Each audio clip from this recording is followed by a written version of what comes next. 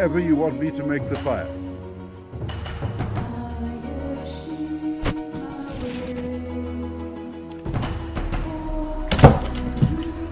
Thank you very much.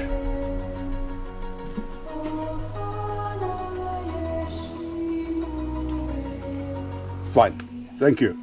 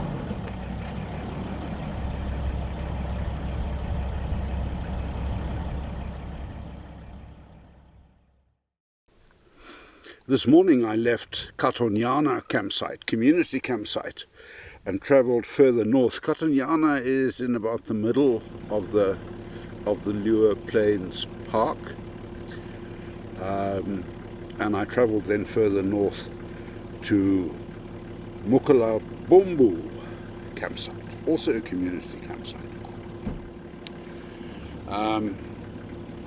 I left at about 7, shortly after 7, again with the intention of travelling in cool sand as opposed to warm sand. It really wasn't necessary. The going was good.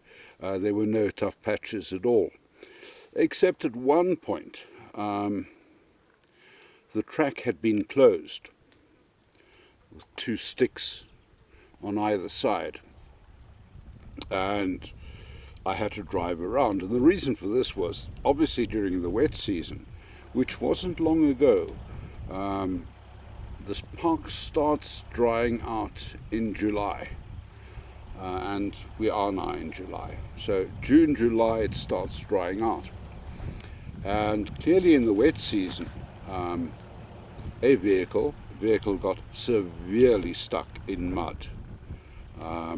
And although the track is now dried out, you still can't pass it because of the huge crater created in digging this vehicle out and putting wood stumps in. So that at some stage is going to have to be repaired. Anyway, I could drive around it, no problem at all. Easy going this morning, no thick sand, lots of long grass. And then I got to this very northern camp, Mokalabumbu camp, right in the north. And as with the other camps I signed in, or I didn't sign in, the camp manager came to greet me. And all of these camp managers are magnificent. They come to meet you as you drive in, because they can hear a vehicle coming from miles away. And again, a very pleasant fellow that manages this camp. And again, there are 5 sites, only 5 sites at each of the camps, all well isolated from each other. And I said to him, I'm going to drive around and then choose a campsite if that's okay with you. And he said, by all means do that. I'll come and find you wherever you are. And I'm at site number 5. It's right on the plains. It's very seldom that you'll hear an overlander complain that there's too much shade. But in all of the other sites, there was too much shade. wonderful shade, huge trees. But I need a combination of shade to sit in and work in, but I also need sunlight for my solar panel. So this was the only site that had both. And it's a lovely site. It's far away from everything. Not that I should be concerned about that. The camp manager brought me a book to fill in. It's a book that every tourist that comes to this camp has to fill in. And I paged through this to the first open page, open spot, and then I saw a page saying, end of 2021. I turned over, nothing more. And I said to him, where's 2022? He said, no, there is no 2022. You are the first visitor in 2022. This is now the 11th of July 2022. So for the past at least 6.5, 7 months, there hasn't been a visitor to this particular campsite in the north. And reflecting on the track that I drove today, it's probably fairly apparent. Vehicles clearly are driving the track, but the grass in the middle is high. But the vehicles driving the track are parks vehicles, bringing this guy his supplies, taking him back when he's off, bringing the new guy in, and that's what it's used for. And that vehicle that got stuck, I'm fairly convinced was a parks vehicle.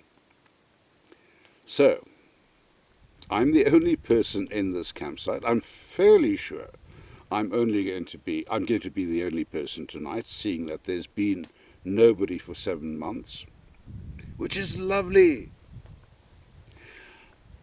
I'm not sure why that would be. This is not the best time of the year for game viewing.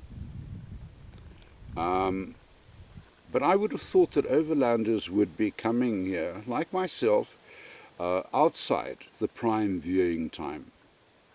Because very often, people like myself don't want to be in a place like this in the prime season, which is November, when the water starts coming down and the wildebeest migration takes place, and there are enormous quantities of water birds, which I would love to see. But I suspect that this place is probably fairly full at that time of the year, but it appears to me for the rest of the year it's empty. I've seen one other car, one other vehicle, overlanding vehicle, and that was on my very first day, right in the south, the easy access part. And I was told that they were, in fact, going somewhere else. I'm not sure where. It's the only vehicle I've seen. So in all of my traveling over the last 3 days, 4 days, there have been no vehicles other than the parks vehicle. Otherwise, nothing. Which is lovely. I'm sure this camp manager must have been enormously surprised to see me arrive this morning. His first visitor in 7 months. It is so. Getting here isn't particularly easy. I think most overlanders wouldn't be too challenged by it. It's probably no more difficult than certain parts of northern Botswana, in particularly around the northwestern part. Chobe has got thick sand, real Chobe, which is in the east. It's got very thick sand, but it's close to everything, so if you were to get stuck, it wouldn't be a problem. But here, if you were to get stuck, a Parksville vehicle might find you within a day or two, but nobody else is going to find you. The one concerning thing about that is if you get stuck in the plains, you would have to leave your vehicle, take water, and you'd have to trek a kilometre or two to find shade, because there is obviously no shade in the plains. But yeah, so I'm at Mokalabumba. No, Mokalabumbu. I must now learn to say that. Mokalabumbu. So now I'm at Mokalabumbu for tonight, and then tomorrow I return all the way back to Kwali, which is the first camp. It's going to be quite a long day. It's 50 kilometers. And you say, well, 50 kilometers, that doesn't make it a long day. No, it doesn't. But yeah, your average speed, my average speed today has been about 15 kilometers an hour. And take the stops out of that, about 15 to 20 kilometers an hour. So it's fairly slow going. You probably could drive faster, but then you risk hitting something that you didn't see and breaking a leaf spring or doing something else unpleasant. There are local people that live in this park. Those that I've seen have been very small villages, probably family villages more than family settlements more than villages. But of course I've only been on the roads, on the tracks. Deeper in there are other people living here. But you don't see much of that. And that's quite unique for a national park, where local inhabitants still live in the park. As for game, it's been difficult because the grass is so tall that I've seen antelope, for example, and all you'll see is a head bob up as it jumps and runs away from you. I've seen wildebeest, I've seen zebra, I've seen lots of antelope, small antelope. I'm not sure what it is. The guy today told me, the camp manager told me, he thinks probably the black lechwe. Now I've seen the red lechwe in Chobe, but I've never seen a black lechwe, so I'm not sure. So later I'll have to find out exactly what this antelope is, but there are a number of them, no shortage at all. This park is renowned for its apex predator, which is the hyena. Now, I've heard them at night and early mornings, but I've not seen any yet. Lots of fish eagles, because there are water pools all over, and you will see waterbird, and the fish eagle will fish for barbel. It's essentially barbel that's in those water pools. So I've heard lots of them. But the game and the bird life here is skittish because they're not used to people. They don't see people, they don't see vehicles. Now, this afternoon I went on a short drive to the Meander pools. And those pools are about 4 or 5 kilometers from here. But they're fairly dry. There is water, there clearly is water, but you can't actually see it. There's grass growing and there's water in that grass, but it's drying up bit by bit. And I was photographing some birds, and subconsciously I noticed a shape that I recognized quite close to the birds, and it was a lion's head. And when I looked more carefully, I could see 2 or 3 lions. And I moved on a bit and then saw another few heads. And in total I saw 5, but I suspect there are more in that particular pride. Now, if it's the only pride, I suspect it is, because the documentation, the marketing documentation of the park speaks about their growing pride of lions. So that presumably is the pride. And I came back to the camp this afternoon And the camp managers asked me, did you see anything? And I said, yeah, I saw a lion. And he said, he was quite surprised. And he said, how many? And I said to him, well, 5. I saw 5, but I think there are more. And he said, have you got photographs? Can you show me? Yeah, I said to him, no, they're on my camera. I'll have to download them, but come back in 30 minutes and I'll show you. And I downloaded them, and after about 30 minutes he came back. And he said he's radioed his headquarters of the park. The headquarters of the park are at Kalabu. That's the last town before you enter the park. It's the town where you get on to the pontoon. And he radioed and he told them that I had seen 5 lions. And they said to him, yeah, so what's the problem? He said, no, there's no problem. I'm just telling you that a guest here has seen 5 lions.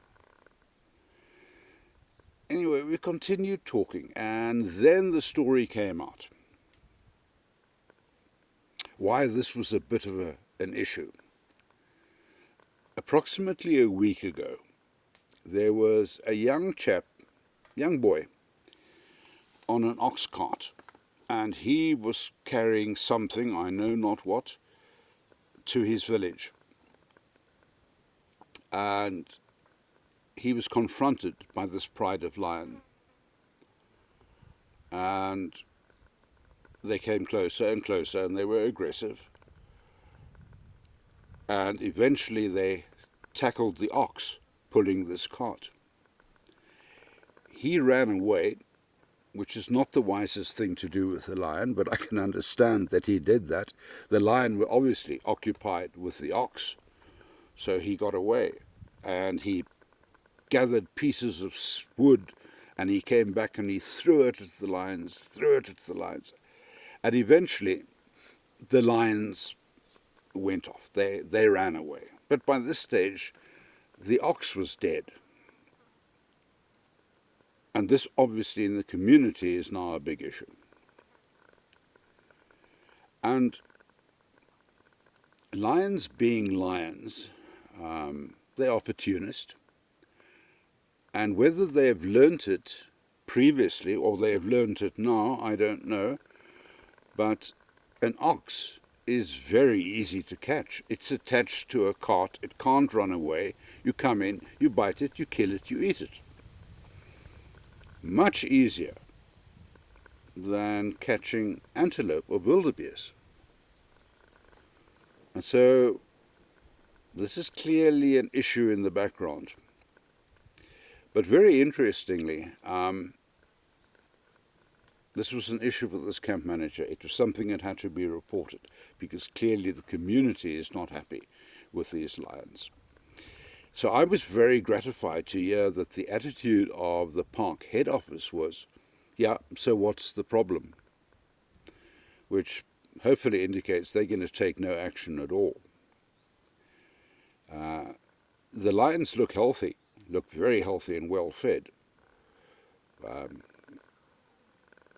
Maybe they catch a frequent amount of antelope because clearly where they were lying was in ambush position. A party on this side and 500 meters away another party on that side, and they were waiting for an antelope to come and drink, or possibly an ox cart to pass. They look healthy. They're not used to seeing people. They were very interested in my vehicle. They all sat up and looked, which you wouldn't normally see with lions that are comfortable with vehicles and people being around. They'll just ignore. But here there was clear attention. This is interesting. This is different. So yeah, that's the story of the lions and the boy with the ox cart, now minus an ox. The community did go back, apparently, and loaded the dead ox onto another cart and took it to the village and obviously carved it up because it can be eaten. So yeah, interesting. There are lions in this park. I was told there was a pride. I've seen the pride.